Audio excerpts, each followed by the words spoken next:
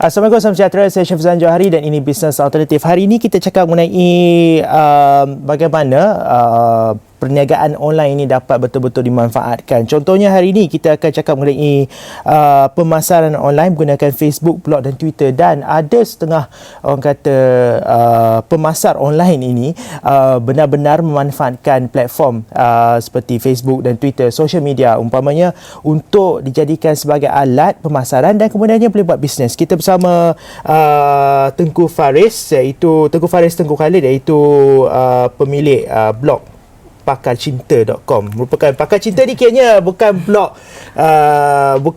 cinta sahaja. Ya, memang kita letak blog cinta semua tu kan. Semua nak apa orang kata, kata-kata cinta semua ada kat situ. Tapi ia juga lebih daripada itu kerana ia merupakan platform pemasaran. Okey, bagaimana start tu?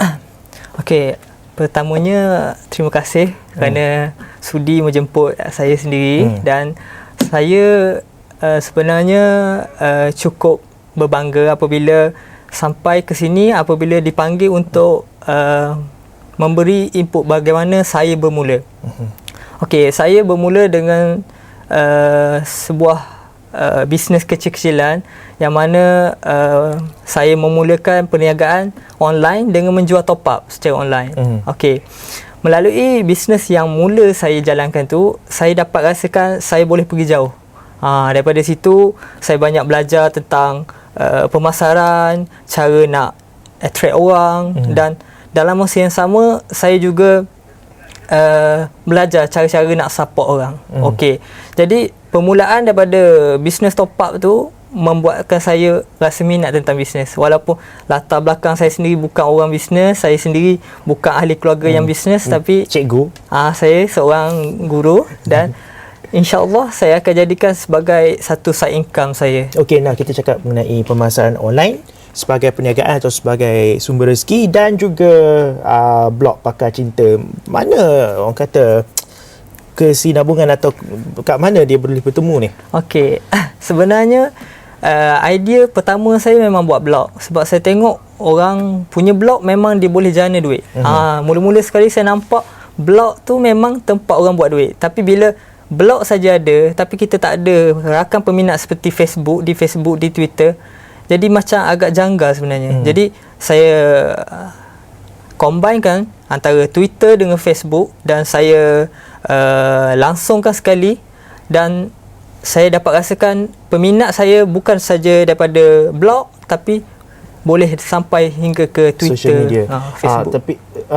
Tapi kenapa Pakar Cinta? Dan tadi katakan blog itu boleh menjana duit. Saya tak nampak. Macam mana, ajar sikit. Okey. Sebenarnya perkara buat duit ni dia terlalu luas. Bagi saya blog tu bukan saja tempat untuk kita meluahkan perasaan, bukan tempat untuk kita menyatakan madah-madah cinta. Madah-madah cinta. Dia sebagai satu wadah untuk kita menyampaikan informasi dan saya rasakan orang yang datang untuk mengambil informasi saya mempunyai minat untuk berbisnes yang sama macam saya. Okey, dalam masa yang sama saya tarik orang yang sama juga buat blog untuk beriklan di sisi blog saya, di atas blog saya. Jadi ruang-ruang yang ada pada blog tersebut saya gunakan untuk menjana duit tu. Okey, hits, kalau tak kisah berkongsi hits untuk blog macam mana? Okey, kalau ikut hits dia ada satu macam software ataupun plugin panggil. Kita boleh dapat hingga 3-4 juta hits sebulan. 3-4 juta sebulan sebabnya kita punya blog bukan target di Malaysia saja tapi target di Indonesia sekali. Oh ya. Dan adakah konten terhadap blog itu penting ataupun bagaimana kita menarik lebih berjuta-juta pembaca itu ke blog kita? Okey. Kalau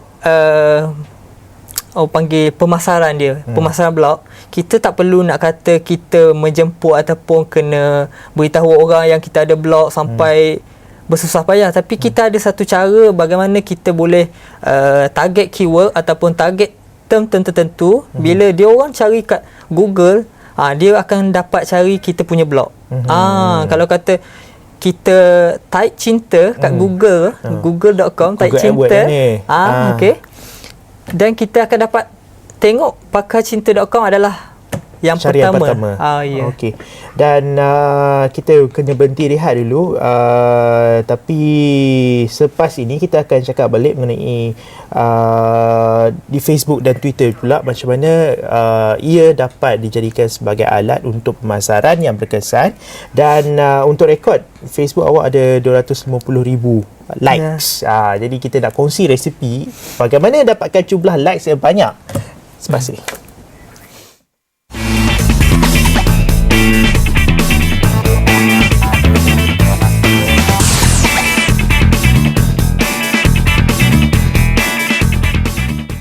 Secara langsung, Agenda Awani. Permulaan trend boleh dikatakan bermula di Asia pada hari ini. Kalau tak, takkanlah saya dengan Gangnam Style ni berjaya di Amerika Syarikat. Kurangnya minat di kalangan pelajar kita di peringkat yang paling rendah hinggalah peringkat universiti terhadap subjek sains. Apakah sebabnya? Saya masih belum berjaya dan saya baru temui pintu kejayaan. Guru-guru mestilah mempunyai keupayaan tinggi. Agenda Awani, 10 malam di Astro Awani.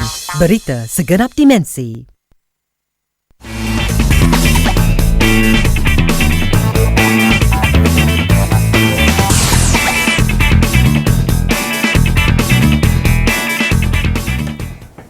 Baiklah, dan selalunya kalau nak dapatkan jumlah likes yang banyak dalam Facebook ni, kita kenalah macam jadi artis ke, jadi politician ke. Tapi kalau kita bukan artis, kalau kita bukan politician, macam mana kita nak menggerakkan jumlah likes itu? Macam pemasaran Facebook page ataupun pemasaran Twitter kita, ataupun sekarang ni Facebook pun boleh kita subscribe. Ya, betul. Bagaimana?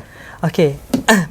Saya melihat Facebook ni sebagai sesuatu yang positif untuk dikembangkan. Jadi apabila saya mula berniaga, saya rasakan bisnes adalah satu platform yang penting untuk saya kembangkan. Jadi dengan apa cara sekalipun, saya gunakan Facebook sebagai medium saya berkongsi. Jadi daripada perkongsian saya tu, saya banyak memberi input tentang apa yang saya buat sebelum ni. Kini memang Facebook number, contohnya awak ada 250,000 fans ataupun orang yang tekan like dekat Facebook page awak.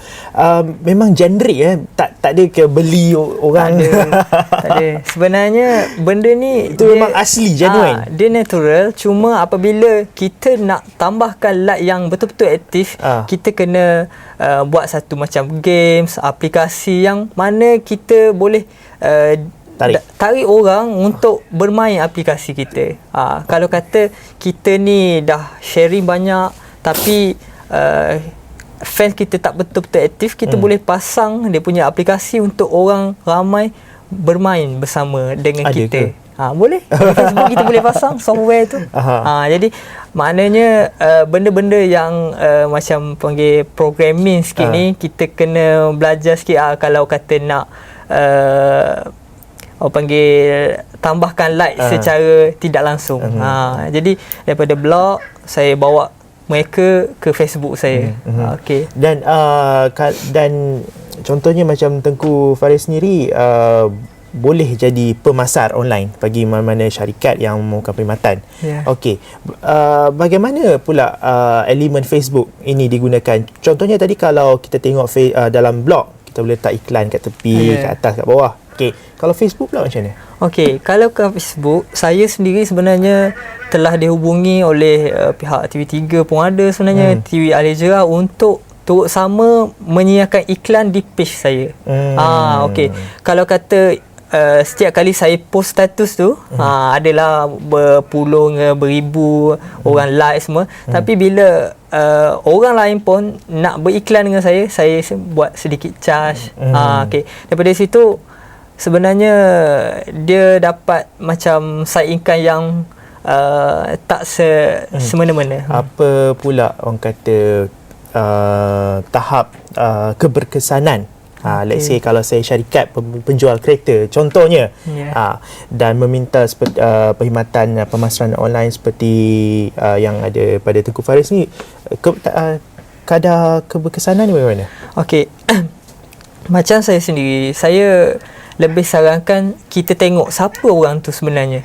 Kalau saya sendiri adalah seorang owner blog cinta, seorang remaja, seorang yang memang suka share post-post Islami ataupun cinta. Tapi apabila orang tentang kereta ke nak menjual ataupun motor dia nak jual, keberkesanan dia sedikit berkurang. Okey, kalau kata dia nak jual produk Islami ataupun produk berkenaan teddy bear, cinta ke apa, tapi jadi mudah laris di page saya. Jadi kita boleh tengok beza antara produk yang dipromosikan tu sama tak dengan niche yang saya bawa.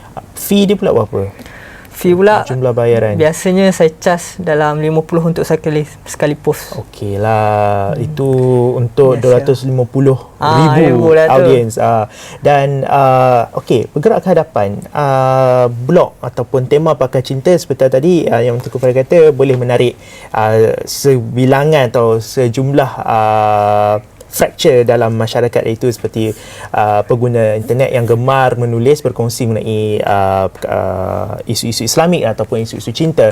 Mungkin nak berkembang sampai sini. Okey, maknanya sekarang ni saya masih lagi meneruskan apa yang saya buat pada 3-4 tahun lepas. Saya bermula daripada 3-4 tahun lepas dan sekarang daripada apa yang saya belajar daripada awal sehingga sekarang saya akan teruskan sehingga sampai satu masa orang boleh kenali pakarcinta.com, Tengku Faris ni sebagai seorang yang membina sebuah blog cinta yang dikenali dan akan ramai. kekal dengan blog cinta lah kan. Ya, Okey, tak insyaAllah. apa. Terima kasih kepada Tengku Faris Tengku Khalid, itu CEO Tengku Faris Network yang juga pemilik www.pakarcinta.com, sebuah portal cinta dan juga Islamik. Baiklah, sebelum pisah, ini dia Encore kita malam ni.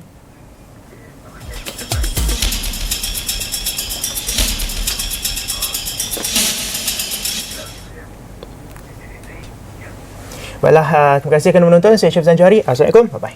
Terima kasih. Okey, sama. Jumpa lagi.